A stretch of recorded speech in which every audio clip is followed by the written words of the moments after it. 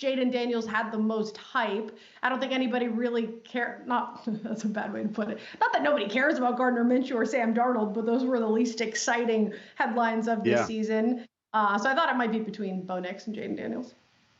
Yeah, I did too. I thought Bo Nix might do it because I think the team around Bo Nix, especially the offensive line for the Denver Broncos, is pretty good. And they can run the football, and I think when they can run the football effectively and Sean Payton being the play caller, you take away the 350-yard rushing and receiving game that they allowed to the Miami Dolphins in week 3 of the season. This Denver team isn't as bad as many people think. Now, the biggest issue is they're 1-9 against the Raiders over 10 weeks over the last 5 seasons, which really has affected the perception of the team. So I think Bo Nix, because the supporting cast around him could be good. Look, the Commanders traded Dotson, who we thought could be their number 2 receiver. Yeah. He's no longer on the team. He's going to be the Philadelphia Eagle, number 3 receiver. And so how many weapons do they have? I mean, Zach Ertz is a nice player 5 years ago. But, where are, Terry McLaurin's a really good player. But who else is going to make plays? And can this offensive line protect? I think we'll see. And I like Daniels. And I think we'll see Daniels run the ball more. I think he'll try to make plays on the outside with his arm. But for me, I think the issue is really going to come down to how good of a team is Washington around them.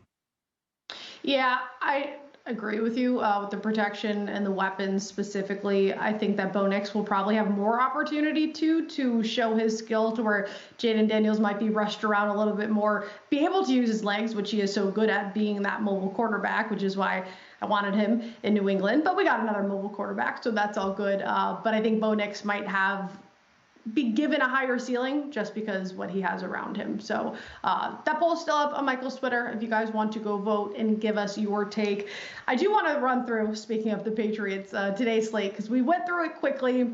Patriots is the late game, Titans and Saints at 2 p.m. But let's talk Patriots first, because I think this line stands out to a lot of people after we talk about how Patriots could be one of the worst teams. They're laying 6.5. The storyline here, of course, is Drake May's development, and we talked a little bit about that. Is he showing you, short sample size again, what you expected? I know Bill Belichick, now that he's in the media space, voiced some of his concerns.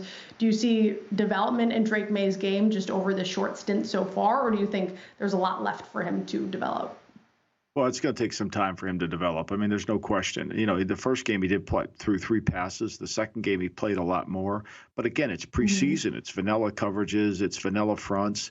The game is much slower. And so it's easier to look better against it. Tonight, I would be very disappointed if he didn't play well. I'd be disappointed if Brissett didn't play well, because I think the game's going to be slow. And when the game's slow for a quarterback, especially Washington, who just wants to kind of get out of it and move on to the next week, I think it becomes a little bit of a situation where it's easier to execute. I think that's why we're seeing, we have been a very big under the total preseason. But this past weekend, we have not been under the total. We've seen some really high scoring. And why is that? Because the game's easy. The game's vanilla. It's nobody's really doing complicated things. It's an all-star game type event. And what happens at all-star games, whether it's the NBA or whether it's the NFL, scoring goes up because the defense is just playing loose. They're playing basic coverages, basic fronts, and that allows the offense to really excel, especially in week 4 of the preseason. I know it's week 3 preseason games, but they've been practicing for almost a month now. And so you're going to have some good execution and you're going to make some plays. So I think that's why the scoring's up. I'd be very disappointed if Brissett or May didn't play well tonight. I was going to ask you about that total. Do you think, though, because it is the last preseason game and some guys are fighting for those final roster spots on defense specifically, that defense might be the unit that really stands out in this spot? That's why I was looking at that total of 34.5 seems low. I think that speaks to the offense on both sides as well, but maybe also because those defensive players will step up trying to make a last spot. Yeah, well, I mean, how good are they on defense? I'm not sure the depth of the Patriots defense is good enough, nor is Washington. I think that's what you have to look at. And you break down some of these games. I mean, look, Steelers played their starters. They scored 14 points in the first quarter. The Lions turned it over. That game goes to 41. That hits the over. Whereas like the Packers, they played the Ravens, which are typically very good preseason team, and the Ravens just wanted to get out of it, and they scored 7 points, 37. And I'm sure that probably, I don't know what the cash number was on that one, but these games are more high scoring because I think what's happening, like the Bears and the Chiefs, right? Let's take that game as an example. The Bears didn't play any of their starters. They played their backups, and so did the Chiefs, and we end up with a 55 total. So a lot of that is because of the execution. Even though you're playing your backups, I think sometimes in preseason we get motivated to bet the over because we hear the starters are playing. Well, if it's backups versus backup, it's probably an even game unless you've got really bad backups. For example, the Jets-Giants, right? The Giants' backups are not very good, and the Jets' backups at quarterback particularly are not very good. So now you have a lower scoring game. I think you have to take a look at that. Giants starting quarterback's not really that good either. But yes, backup makes a difference. Don't tell that to the Giants, Claudia. I mean, they think he's great. I mean, they want to do everything to build around him. Let me ask you that then, because I was talking about this yesterday with Mike Palm. Should Giants fans be worried? Or again, is that just too small of a sample size to see Daniel Jones running around to be worried about? I think if you're a Giant fan, you should be perpetually worried. I mean, think about this, Claudia. The Giants are 7-31 in 38 games against the Eagles and the Cowboys. They've won 7 games and lost 31 against those. How are you going to win if you can't get out of your division? They're the only team in the NFC East which has transferred the winner every single year. They're the only team that hasn't won it in the last 10 years. The Eagles have won 3, the Cowboys have won 5, and the Washington, whatever you want to call them, have won 2. So the Giants are on this trajectory. There's no reason to believe this offensive line has improved.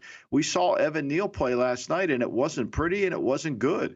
So forget about him at right tackle. He's a first-round pick that's going to be standing next to Brian Daboll. I can promise you that based on what I saw on the tape this morning when I watched him. And so when you look at that line, that's going to be a problem. Can Daniel Jones come in and play fast? I think that's an issue. And this defense is built with the addition of Brian Burns to rush the passer. Thibodeau, Burns, Dexter Lawrence inside. But if you don't get the lead, it's hard to rush the passer. And are they good enough in the run game? I think that's going to be the question. I think the Giants have a lot to prove for everybody. I was going to say, and then you don't have Saquon Barkley. So the games where the quarterback play wasn't pretty, you had one of the top running backs in the league to lean on, but that is not the case anymore. So that total of 6.5, it's low, but I tend to lean under on that one. I want to get to what's on your mind, but we also have 2 other games on today's slate. Just quickly, Cardinals at Broncos. Broncos, the 3-point favorite there. We're going backwards here because Patriots was the 8 p.m. game. Broncos, Cardinals, 4:30 game, and then Titans laying 4.5 at the Saints. That total at 37. That is the 2 p.m. game. Will Levis playing in that one. Bo Nix not playing for the Broncos. Either of these games are you really looking into? Are you expecting a lot from Will Levis, or again, just a short sample size? I think this Will Levis game is a little bit like the Bryce Young game for the Carolina Panthers. Get him some confidence. I mean, the one thing about when you watch Will Levis, you see a very inconsistent thrower of the football. One throw can look really good. The next throw could be in the dirt. And I think Brian Callahan wants to get his offensive line kind of some continuity. And I think he needs to get some confidence in the quarterback and see how they do. New Orleans won't play any of their guys. They played everybody last week against the 49ers in that game. And so they're going to rest their guys and move forward. Same thing with Arizona, Denver. Denver is not even going to pull. This is going to be a Zach Wilson game or a Jarrett Stidham game. They're just trying to get through it to get to the next one. And so I think both these games have a propensity to really, I don't know what we're going to learn, but I do believe that in this Denver and in the Tennessee-New Orleans game, it's about confidence for Will Levis as they get ready to open up as a 4.5-point dog against the Chicago Bears, which is really one of the most remarkable things. A rookie quarterback playing at home in his first start is favored more than a touchdown. What does that tell you about Tennessee, or what does that tell you about the Bears and the people that are betting on the Bears? And I'm seeing now, too, our producer just let me know, I see pretty much 6 across the board for Tennessee. So I don't know if that's just slate money or if some other news came out. We'll have to look into that. But the market certainly liking Tennessee for that 2 p.m. game up against the Saints. I think the market's reacting in that one, Claudia, just because they hear what the starting quarterback's going to start. I think that drives the movement, just learning, right? That drives the movement. And so once you hear that, all of a sudden everybody goes. I mean, New England's a 6.5-point favorite. Why? Because their 2 quarterbacks are going to play, and people feel like, okay, here we go. Yeah, and I mean, that line opened Washington 2.5, so that shows you just how much that flipped. The opposite side opened as the favorite. Now the Patriots laying just under a touchdown with that extra point. I want to get into what's on Michael's mind, but we only have about 30 seconds left, so we'll get into that up next. Quickly, anything that Frank Schwab mentioned earlier in the block in that first hour that you'd like to revisit? Anything really stick out to you from him and his plays? Well, I thought he did a great job. I mean, I'm a big Seattle believer, too. I think that line at 5 is too much, especially in opening games where it's hard to handicap. I think, to me, opening weekend is challenging because you don't have enough information, especially at Seattle. How good will they be on defense with Mike McDonald? If they're improved on defense, which is what I believe, and they won 9 games as the worst defense in football last year, I think they're going to be a playoff team. That is a good point. I mean, they couldn't do any worse. So I would certainly look to the over on the win total for them. And week to week, lots of futures for Seattle. What's on Michael's mind? That's next here on Lombardi Line.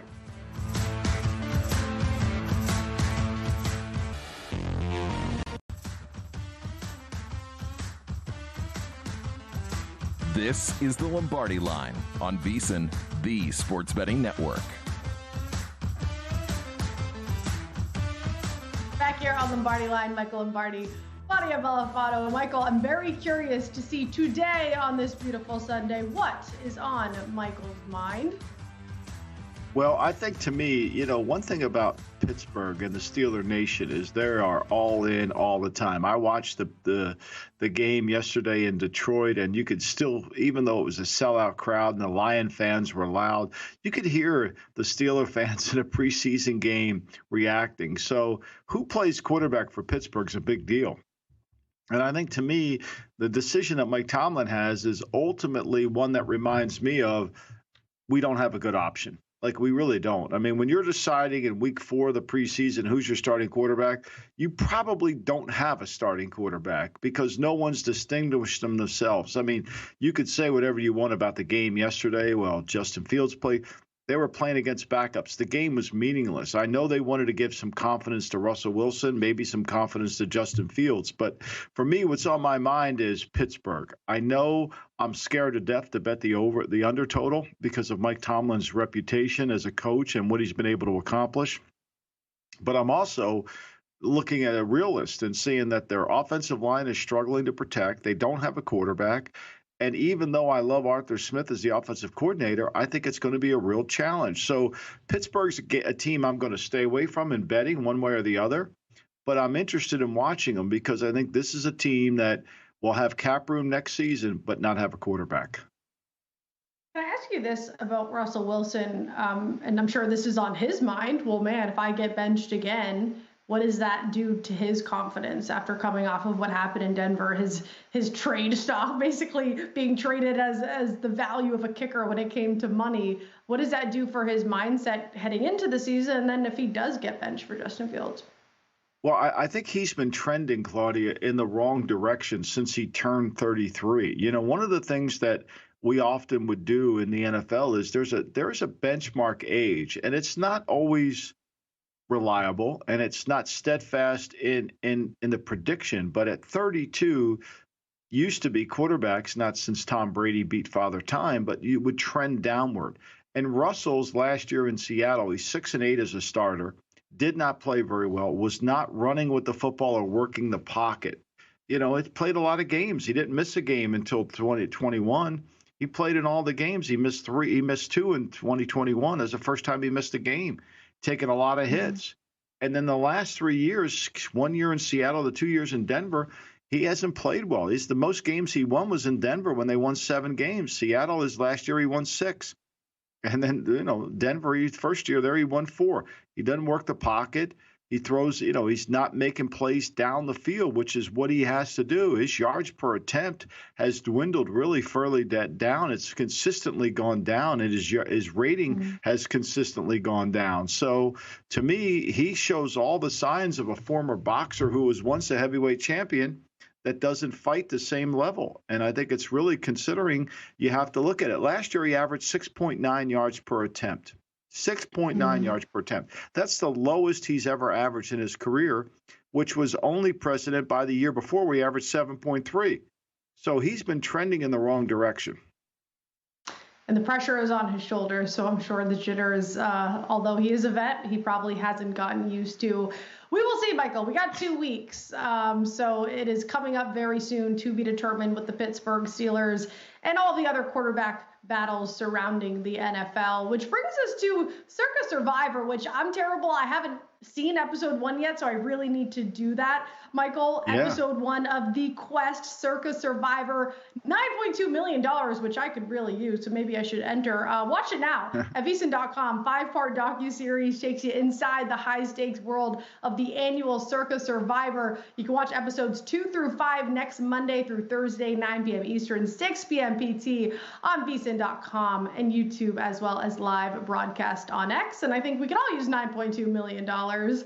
So I might have to make a little trip out to Vegas. Speaking of NFL bets, week 1, we're seeing that money pour in as NFL week 1 is about to kick off. Just about 2 weeks. Time to play fade or follow. Panthers are the only dog, Michael, seeing the lopsided action here against the Saints in week 1. 91% of the handle is open 4.5, so down to 4. Are you surprised by this? Of course, we've talked about Bryce Young a bit. We haven't gone too deep on the Saints, but are you surprised by this lopsided action for the dog? No, I think anytime, as we talked about with Frank, I'm not sure what to make of the NFC South, right? Everybody is, you can make a case for any team with the exception of Carolina. But these games are typically usually very close. Dennis Allen is a really good defensive coordinator. He and Dave Canales, last year he goes into Tampa Bay. I'm talking about the New Orleans Saints and Dennis Allen, and really shuts down the Tampa offense. And so I think you have to constantly look at the coordinator battles in these games. And so he shuts down that offense significantly. It was the worst game that Tampa played down the stretch, and they won the last weekend to get themselves to the NFC South title. But I think these games are always closer. They're always tighter. And the Carolina defense will present a problem for Derek Carr. I think a lot of this is a reflection of Derek Carr's inability when the games are on the line. Last year, think about this, I was going to call you Stormy. Think about this, Claudia. the first 5 games or 4 games of the year last year, when the Saints were getting going, Derek Carr threw 2 touchdown passes, 2 interceptions. Could not make plays in the red zone. The last 5 games, when they're out of the playoffs, when they really don't have a chance to get in it, he throws 14 touchdowns, 2 interceptions. He plays much better when there's no pressure on him. And when there's a lot of pressure on him, that's why I call him the Ricky Fowler of the NFL, because, he can play well. We know it. But sometimes the pressure gets to him, and I think this is a reflection of the line. It opened originally offshore at 5 points, and now there's some shops. You could see it's at 3.5. If you want it, over at the Westgate, it's at 4. I don't know what it is there at Circa, but to me, there's movement here that's going towards Carolina, not because I think they think Carolina is going to be great, just because I think they think these teams are, especially opening day, are fairly evenly matched. Yeah, I'm not too surprised as well, because I think just in terms of the quarterback play, you mentioned we know what to expect from Derek Carr, which means opposing defenses and opposing coaching staffs know what to expect. And we do have tape on Bryce Young, but we still don't really know what the ceiling looks like for him yet in the NFL. And yeah, got past that key number. We're up to 4 now. So of course, shop around, like Michael said, different numbers all around, but that's the one dog we're seeing lopsided action on for week 1. Another number that sticks out is 89% of the handle on the Texans against the Colts. Texans laying 1.5, so you don't have to lay much with them. And an offense that just exploded last year with C.J. Stroud and really only got better this year, Michael. Yeah, I think if you like the Colts, wait. This number's at 2 in some other shops too, so I would wait.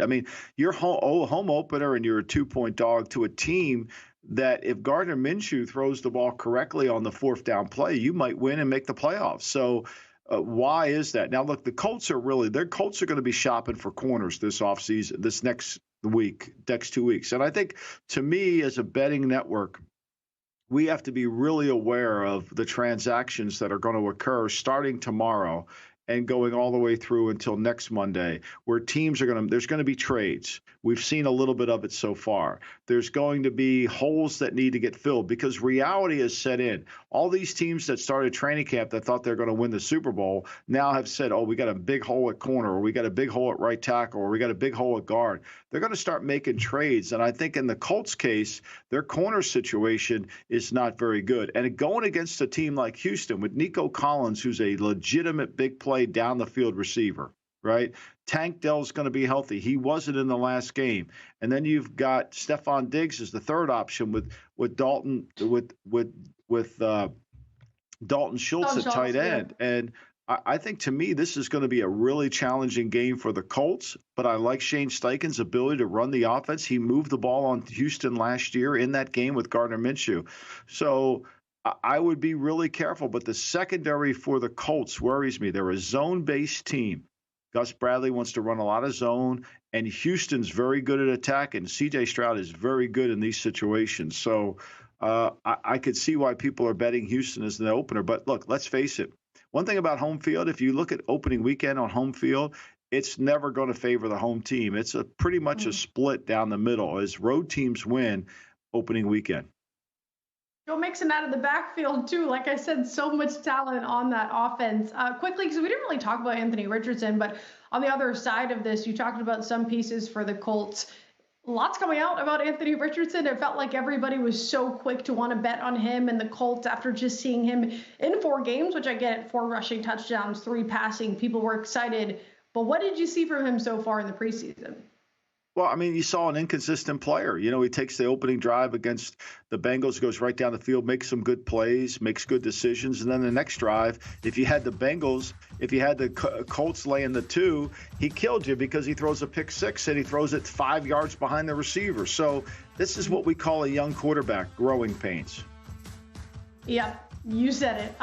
You mentioned Gardner Minshew, now starter for the Raiders. They are getting faded against the Chargers. Chargers laying 3.5 there. Eagles and Lions the favorite in their games as well for week 1. Up next, Bo Rivage Sportsbook.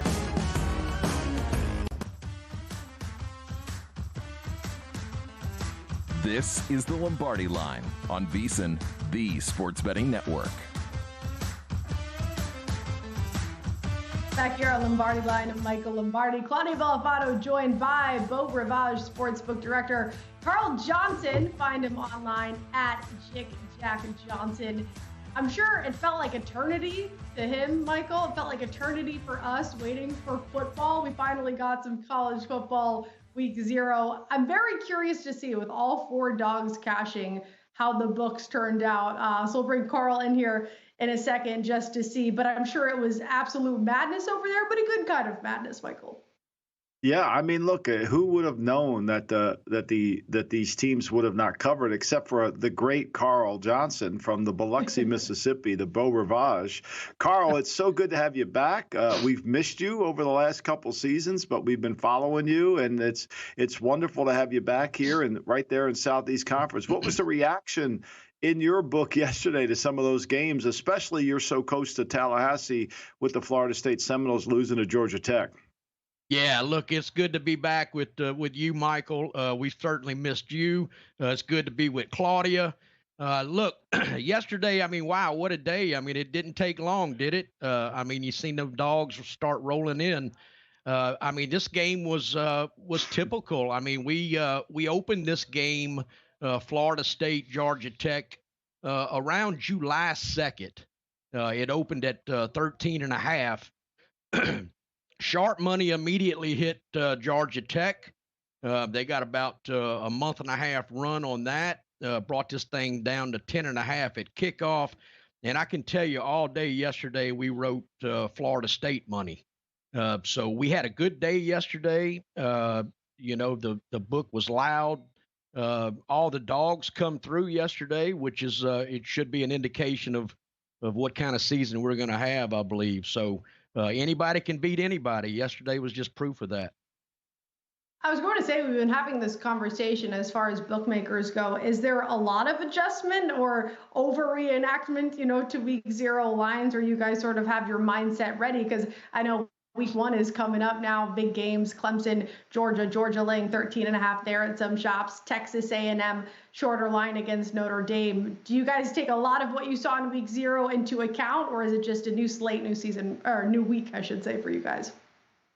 Yeah, you got to be real careful in Week 0. I mean, these teams, they don't get to play any preseason games like the NFL do. So, they play a spring football game, and then they're out on the field playing for real.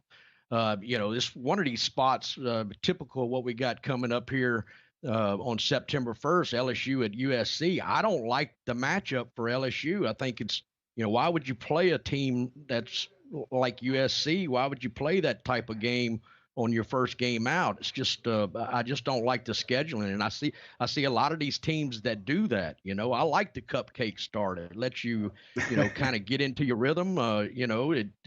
Those delay of game penalties, it gets rid of all that stuff, lets you work out the little kinks. But I don't put too much into Week 0, but that's just the way it is. Yeah, Carl, it's funny, though. You say that, and Lincoln Riley was trying like hell to get out of that game. He wanted nothing to do with playing LSU. He's tried like crazy to get out of it. He tried to convince them it's not good for us and all that. Are you seeing a lot of LSU money, and how good will LSU be this year with Nessmeyer being the quarterback? Yeah, so, we always see good LSU money. I mean, that ticket count and handle is probably going to run about 80-80. That's just typical. That's the way it does every week. Look, third season for Brian Kelly. All of a sudden LSU has become quarterback university, with this Heisman vote and stuff. They got Burrows in, they got Jayden Daniels in. We've got some liability with Nussmeier at quarterback there. The problem is LSU was one of the worst defenses in the SEC last year. So I believe they got a new coordinator, this Blake Baker. And so that defensive front's going to be their biggest question mark, I believe. I think offensively, they can, they'll probably be able to score. But that's a typical weekend for us. We're going to always probably be pulled. We're going to probably need USC big time here. Everything is just bet regionally now. So they'll run about 80-80, and we'll hope it's a good game. Yeah, lots of pressure on USC, especially without Caleb Williams for that first game. You talk about some of the liability for Week 1. I'm always curious, is there a game that stood out to you as sort of shocking that you guys are seeing a lot of action on, whether it's Week 1 or coming weeks or maybe a future as well? Yeah, for us, Claudia, Week 1 is I can tell you, Ole Miss is getting a lot of action this year. LSU's getting a lot of action. Georgia, Texas, Texas is getting a whole bunch. Texas and Ole Miss for us, they're being heavily bet. This Texas team coming into the SEC, we're going to see how they do defensively. How their offensive moves against some of these defensive teams, but Texas is going to be scary, and Ole Miss is going to be very good. This Jackson Dart kid, he's getting some Heisman stuff, some money coming his way also. It's and then you got Georgia. I mean, it seems like every year we talk about Georgia. I mean, they're stacked on both sides of the ball, but they have a fairly tough schedule. They got to go at Alabama, they got to go at Ole Miss, and they got to go at Texas. So it's going to be difficult there. And I know that there's some smart money that's played under on the win total for Georgia.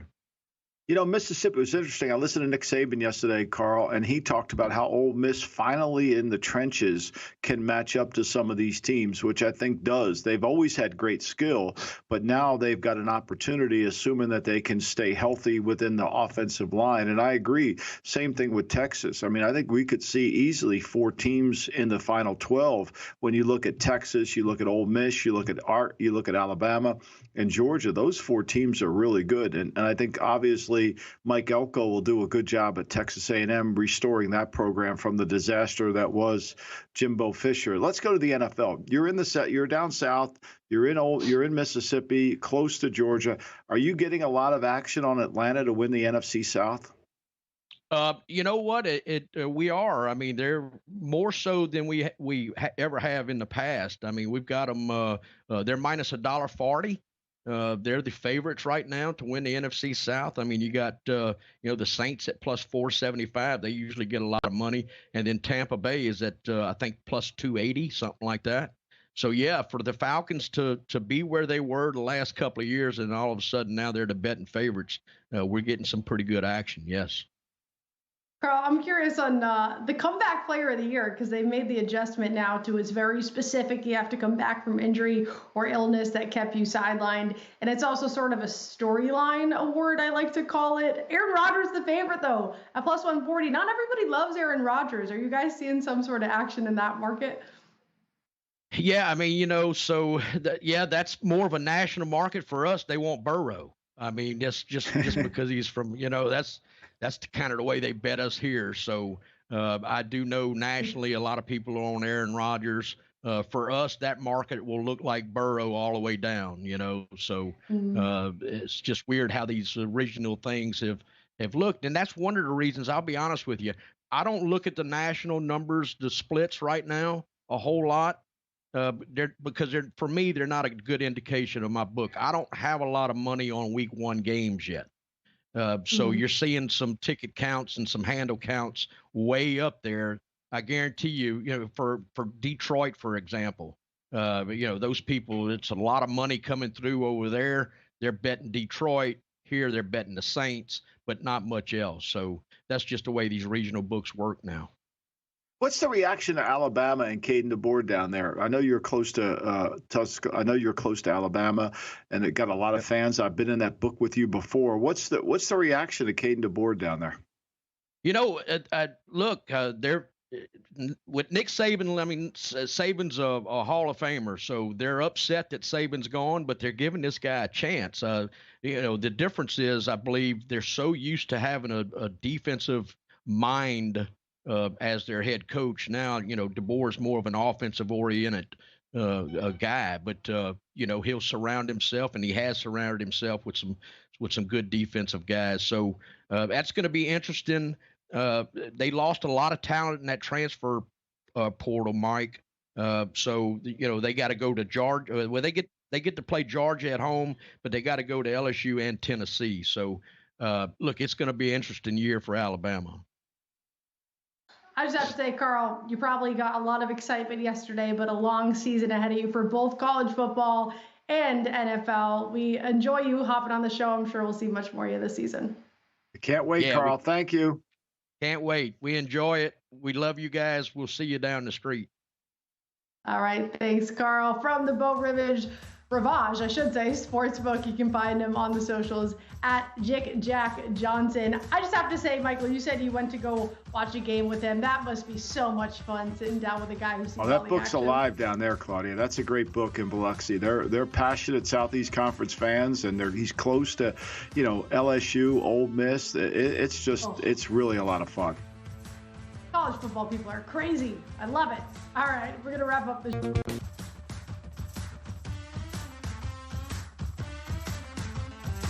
This is the Lombardi Line on VSiN, the Sports Betting Network.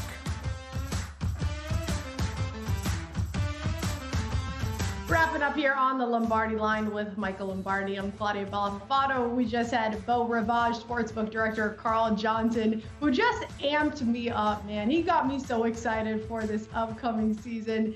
Anything that he talked about NFL or college football-wise that really stood out to you?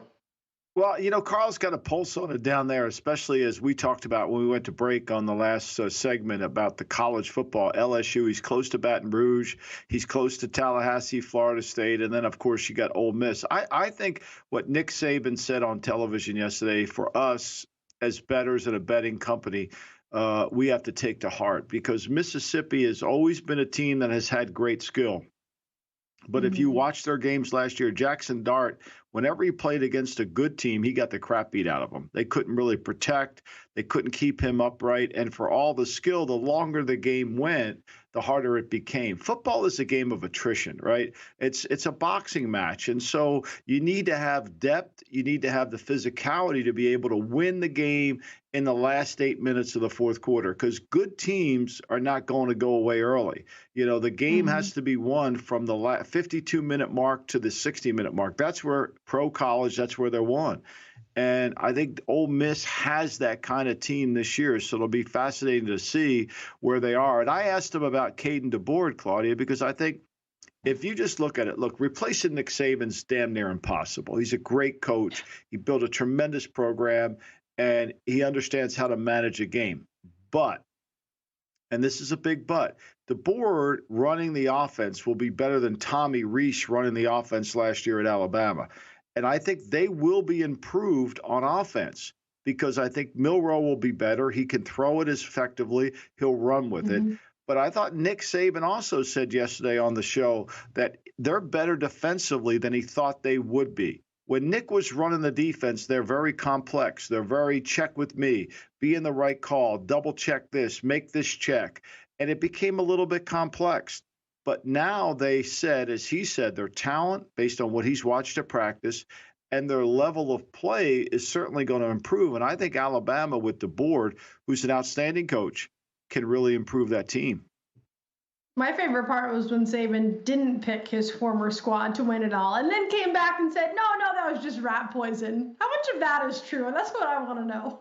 Well, it's hard to pick Alabama to repeat, though. I mean, to Alabama to win it all. There's some question marks that have to get answered, right? You're betting on the future. It's like Atlanta and the Falcons. Okay, you're betting that Kirk Cousins stays healthy. You're betting that they can turn the football over. You're betting that teams will play them differently. And you're betting that they'll be as good in the red zone and on third down as they were last year. Those are hard things to bet on. So, whereas Georgia, you have a kind of a consistent program. I think one thing we're going to see in college football, as the players change, the coaches that stay have a much higher success rate because there is continuity within the program. We just saw it with Georgia Tech. There's continuity within their program. They got the quarterback that they needed. And they built a program around where they could find a way to win games, and they won that game in the last minute, drove the ball down the field to kick the field goal to win it, and beat Florida State. So continuity in a land of non-continuity makes a huge difference. Yeah, transfer portal has certainly shook things up. So coaching will be key moving forward in college football. And speaking of college football, I want to get into NFL and our poll that we put up on Michael's Twitter. But a reminder, because if you haven't checked it out yet, you should do it now. College football is tough to handicap, people. These slates are massive. So if you go to VSiN.com, we have people who did all of the work for you. Previews of all 134 teams, top 25, power ratings, betting systems. You can get all of that monthly for just $19 or all of college and NFL for just $175. It is worth it, people. Bankroll is important, but even if you have a small unit size, you don't want to be throwing money around. We have folks who are doing all the work for you, and that's cheap for the season. $175 for college and NFL, so make sure you check that out. To the final poll update, we asked you, which recently named starting quarterback will have the best season? Bo Nix, Gardner Minshew, Sam Darnold, Jayden Daniels. And Jayden Daniels saw the early money, I almost called it, saw the early votes, and he came out on top, Michael, at 39%. Yeah, well, I mean, I think, look, the Daniels, one of the things I think that I said this to Femi when we were talking on the GM Shuffle about Bo Nix, and he was betting Bo Nix to win the Heisman. Well, a lot of people didn't see Bo Nix play because he was playing at 10:30 East Coast time. And after a day of watching football from noon, it's hard to stay up and watch the 10:30 game for a lot of people. So nobody really knew how good Bo Nix was. Whereas Jayden Daniels, I think everybody has watched him play college football. They watched his athleticism. They watched him run around, gained 1,000 yards rushing. So they're familiar with him, whereas nobody really knows. Sam Darnold has a rep. We look at Gardner Minshew. He's got a rep. And then, of course, Bo Nix, nobody thought he should be a first-round pick, but those were the draft Knicks. They weren't really the people in the NFL. Yeah, I'm not surprised to see Gardner Minshew with the smallest percentage here. No hate to him, but I don't want to say hate to Las Vegas, but I don't really understand what they're doing. Do you have any sense of what the Raiders are expecting from themselves? Because I'm not expecting much from them.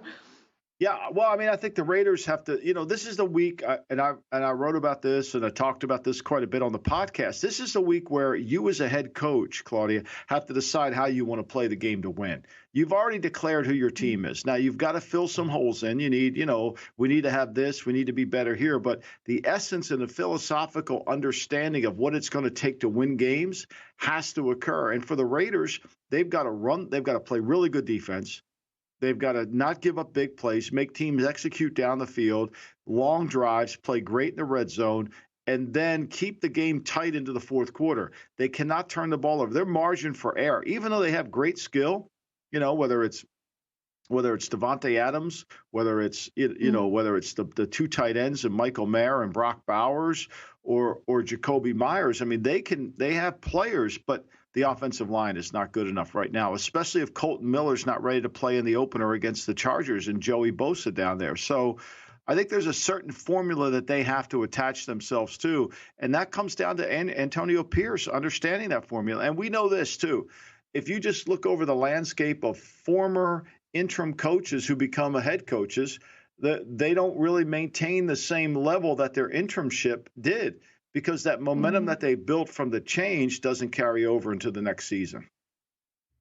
Yeah, I just have to think that Devontae Adams probably is going crazy. I'm curious how much longer he will stay on that roster, but that's a whole nother conversation. The regular season kicks off in just 2 weeks, but we do have one final preseason game.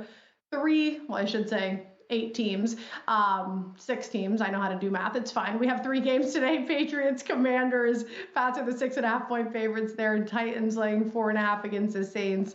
Cardinals and Broncos laying 3 there with that aforementioned Bo Nix, who will not play though. Sean Payton says he's seen enough. He is getting the starting job. So Jarrett Stidham and Zach Wilson will have to go there. I know we've broken all of these games down, but just sort of final say on these. Do you have any preseason action? I have a feeling you don't from what we've talked about. I think preseason, like I'll give you the pro example, Claudia. On Thursday night, Stormy and I were talking about the Bengals and the Colts, and that we knew the Colts were going to start the starting offense, and we knew the Bengals weren't going to start their guys. So the first quarter point was 2.5, and that was, to me, seemed like too easy to be true, but it was a worthwhile bet. And naturally, what happened in the game? The Colts take the opening kickoff, go right down the field and score. The Bengals get the ball, they sputter around, they have to punt, and then the next thing you know, with about 3 minutes to go in the quarter, what happens? Anthony Richardson throws a pick six, and all of a sudden the first quarter ends up 7-7. It's just so hard to predict. There's no continuity and there's no history to it. And so for me, you're betting into the unknown. And now I would urge people today to be careful about the under totals, because what we've seen out of the last weekend is the offensive scoring has gone way up. Execution's improved, and the backups are playing at a better level than they did before in most instances. Let me ask you this then. You said the first quarter seemed too good to be true. That's what it feels like with the Patriots right now, to be up by 1 around even money first quarter. We know they're going with the starters. Mayo said whoever's healthy is going. I feel like that's a good play. It is a good play, assuming that they can block them and assuming that, that everything comes together. I agree with you. But when it's one thing I've learned about doing this betting thing, when it looks too easy, it never is. It never is. Yeah. It never comes out that way. If it was, then we would all be rich, Michael Lombardi. That's right. Thanks for everybody for hanging out with us here on the Lombardi Line. Enjoy the last of preseason football and pretty much every weekend from here on out, because between college and NFL, football is back. Michael, always a joy hanging out with you here. Coming up next on VSiN, The Handle with Matt Brown and Mike Sandage. Make sure to go to VSiN as well for those betting guides. Like I said, college football can be very overwhelming. But you don't have to do it alone, because the VSiN experts have you covered. Go visit VSiN.com. Great deal right now on the college football and everything NFL. Go enjoy your Sunday. Hope you had a great weekend, and have a great week. Don't wait wait until fall to start betting the NFL? Get a jump start now with the VSiN NFL betting guide and get prepared for this NFL season like never before. The guide